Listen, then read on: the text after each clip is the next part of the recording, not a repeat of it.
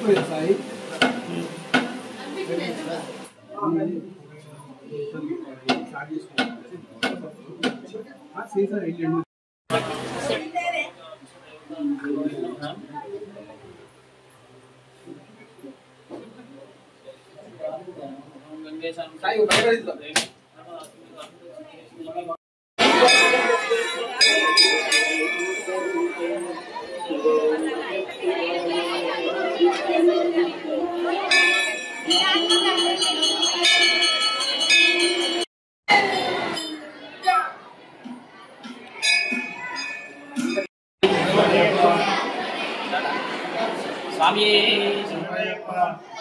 కార్తీక పౌర్ణమి ప్రతి సంవత్సరం లాగే ఈ సంవత్సరం కూడా కార్తీక పౌర్ణమి సందర్భంగా బస్వాపూర్ వెల్దుర్తి మండలం బస్వాపూర్ క్షేత్రం నందు కోటి దీపాల కార్యక్రమం ఏర్పాటు చేయడం జరిగింది. ఈ దీపోత్సవంలో పాల్గొన్న భక్తులందరికీ ఓం నమః శివాయ. ఓం నమః శివాయ.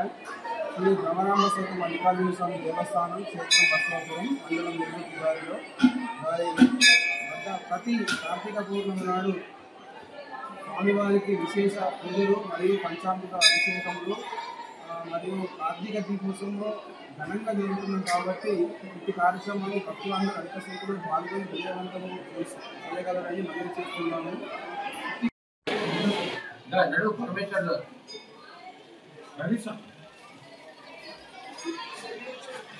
ఓం నమః శివాయ. ఓం నమః శివాయ. శ్రీ స్వామి శరణమయ్యప్ప. శ్రీ స్వామి శరణం. స్వామి శరణం. ఈరోజు కార్తీక పౌర్ణమి సందర్భంగా మన బ్రహ్మరాంబ సహిత మల్లికార్జున స్వామి దేవస్థానం నందు దీపోత్సవ కార్యక్రమము ప్రారంభించి ఇప్పటి వరకు ఒక 25 సంవత్సరాల నుంచి దీపోత్సవ కార్యక్రమము నడుస్తుంది. అయితే ఈ కార్యక్రమము రోజు రోజుకు పెరుగుతూ ఉంది. అంతకుముందు వందలలో వచ్చేవారు జనము భక్తులు, ఇప్పుడు వేలలో 5,000, 6,000 మంది భక్తులు వచ్చి దీపారాధన చేయడం జరుగుతుంది. ప్రతి సంవత్సరము దీపోత్సవము ఇంత పెరుగుతూనే ఉంది. ఈ మల్లెనగుట్ట అంటే ఇది పురాతనమైన తెలంగాణ కాశీగా ప్రసిద్ధిగాంచిన మన శివాలయము.